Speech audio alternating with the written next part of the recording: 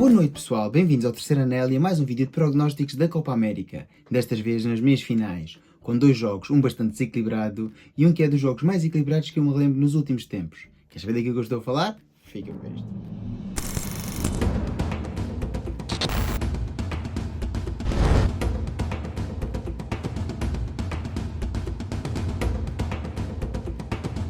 Pois é, meus amigos, já estou aqui de volta para analisarmos então mais uma fase desta competição sul-americana. Bom, neste caso não era toda sul-americana, pois ao fim e ao cabo na Copa América atualmente participam outros clubes, mas se quiseres saber um pouco mais, vê então o meu outro vídeo sobre a Copa América, onde falo um pouco também da história da competição e da fase de grupos. Relativamente aqui a esta fase, estamos a falar das meias finais e vamos ter então duas partidas. Uma começa já daqui a uma hora e vamos ter então um Argentina-Canadá, uma partida um bocadinho esquisita que já vou falar, e depois amanhã iremos ter o grande embate destas meias finais. Estamos a falar então do Uruguai-Colômbia. Mas começando então pela partida desta noite, como tal, porque é assim que esta noite vai iniciar-se, e acho que é aqui um bocadinho estranho que tenhamos uma vez mais, nas meias finais, duas equipas que já se enfrentaram na fase de grupos, e isto tem a ver com a esquemática nova desta Copa América específica, onde já o partido inaugural também não teve a equipa que organiza, e onde a final vai ser jogada não no maior estádio, mas sim no estádio onde joga o maior astro argentino do momento, e estou a falar de Leo Messi. No entanto, para mim, o maior astro argentino histórico é claramente Dom Diego, e daí eu ter assim a minha camisola de homenagem a Dom Diego, que a par de Pelé são os grandes astros sul-americanos da história. Bom, falando aqui um pouco do jogo, vamos ter então um Argentina-Canadá, tal e qual como eu estava a dizer. Estas duas equipas já se enfrentaram na fase de grupos e ganhou assim a equipa da Argentina no jogo inaugural por 2-0 com um grande Leo Messi. É um facto que tem que se dizer. Estas equipas chegam aqui a esta meia-final com duas exibições bastante diferentes. A Argentina ganhou de forma um bocadinho à rasca à equipa do Equador, algo que ninguém estava à espera, num jogo onde Messi não esteve presente. Esteve presente em campo, mas não esteve presente em jogo. E a seleção argentina acusou muita falta do seu principal astro, a sua principal estrela. No entanto, teve um Dibu Martínez que nos penaltis esteve uma vez mais exímio, e assim sendo a equipa da Argentina conseguiu levar de vencida a equipa do Equador, relembramos a equipa do Equador, nos quartos de final para poder marcar presença nestas meias finais. Do outro lado tínhamos então uma Venezuela que era a equipa sensação, após ter feito uma grande fase de grupos, e ia enfrentar-se assim com o Canadá. E o que é que estávamos à espera de uma Venezuela que ganhasse? Eu tinha posto no prognóstico que a Venezuela era a principal favorita. No entanto, o Canadá bateu-se muito bem, acabou também por levar este jogo até aos penaltis e acabou por passar por 4-3 após o empate 1-1 no tempo regulamentar. Relembra assim que na Copa América não há tempo extra, e após o finalizar do jogo vamos diretamente para os penaltis. Aliás, penaltis esses que foram muito populares nesta fase dos quartos de final, ou seja, na fase anterior, e que levou a que três equipas chegassem a esta fase após vitórias nas grandes penalidades. E nesta meia-final em particular, as duas equipas chegam assim nesta mesma condição.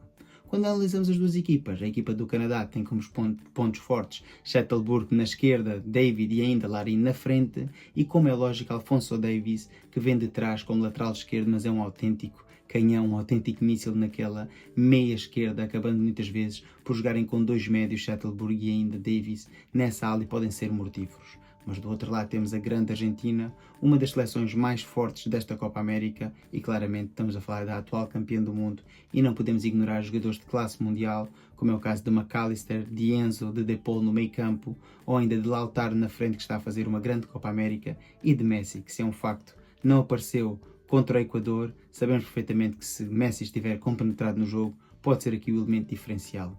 E uma vez mais, temos também Dibu Martínez na baliza, que se por acaso este jogo se complicar e chegar aos penaltis, claramente é o melhor guarda-redes da prova, pelo menos no que toca à defesa de grandes penalidades. Assim sendo, tem que dar como grande favorita a seleção da Argentina, e aqui com uma margem para passar alta, pois ao fim e ao cabo, embora o Canadá tenha-se batido bem contra a seleção da Venezuela, acho que não vai conseguir fazer contra a seleção da Argentina, e já vimos isso no primeiro jogo, ou seja, no jogo inaugural desta competição. Assim sendo, a favorita é a Argentina, e percentagem para passar de 75% para a seleção argentina e apenas 25% para o conjunto canadiense. Ora, e agora temos então o jogo de amanhã, e estamos a falar de um Uruguai-Colômbia. E aqui duas seleções, na minha opinião, até ao jogo dos quartos de final, eram as seleções que estavam a jogar melhor futebol. Pois a Argentina, ao fim e ao cabo, tinha conseguido assim uma boa fase de grupos, mas eu sinceramente estava a apreciar mais quer o futebol do Uruguai, quer o futebol da Colômbia. E tivemos então, primeiro, uma Colômbia que ganhou de forma contundente à equipa do Panamá por 5-0, outra vez com grandes exibições de Luís Dias, de John Córdoba, que é o avançado de centro, e principalmente de James Rodríguez. James Rodríguez que leva 4 assistências e um gol nesta Copa América, e eu acho que posso dizer aqui que neste momento, sem qualquer dúvida, até ao momento é o MVP desta Copa América. E na minha opinião, esta Colômbia é uma seleção que pode chegar forte, inclusivamente pode ganhar esta Copa América, finalmente materializando-se como uma das melhores seleções da América do Sul. É assim, mas já vamos falar. Primeiro vamos falar da seleção do Uruguai, que ganhou ao Brasil por penaltis, num jogo que eu esperava que fosse o melhor jogo dos quartos de final e acabou por ser um jogo muito mau, um jogo muito cancheiro, um jogo muito disputado no meio campo, com muitas quesílias, com muitos encontros entre os jogadores. É um facto que também faltou Vinícius ao Brasil e faltou sim alguma magia, mas isso não é justificação. O Brasil tinha a obrigação de fazer melhor e não do triste jogo que fez contra a seleção do Uruguai.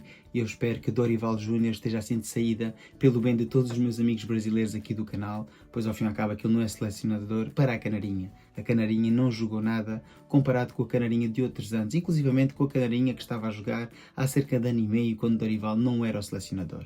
Assim sendo, o Uruguai chega a esta fase com jogadores importantíssimos que estão a jogar e a render a um bom nível. É o caso de Darwin Núñez, o avançado centro, e daquele duplo pivô defensivo, ou duplo médio centro que a seleção uruguaia tem, que é o Ugarte do Paris Saint-Germain, e também, como é evidente, Valverde, que acho que é o jogador que está em melhor forma da seleção do Uruguai. No entanto, perde uma peça-chave, a lesão de Araújo, do central do Barcelona, que não vai jogar mais esta Copa América. Teve assim uma lesão média grave no adutor e como tal será baixa nas próximas 6 a 8 semanas e não vai marcar presença nesta fase da competição, neste jogo, neste partido, como dizem os espanhóis, tão importante. Há ainda que relembrar que a seleção da Colômbia é, na minha opinião, a seleção mais forte nas bolas paradas, mas não apenas livres diretos. Estamos a falar de jogadas táticas ensaiadas e os bons centros de James Rodríguez estão a encontrar os seus colegas dentro da área.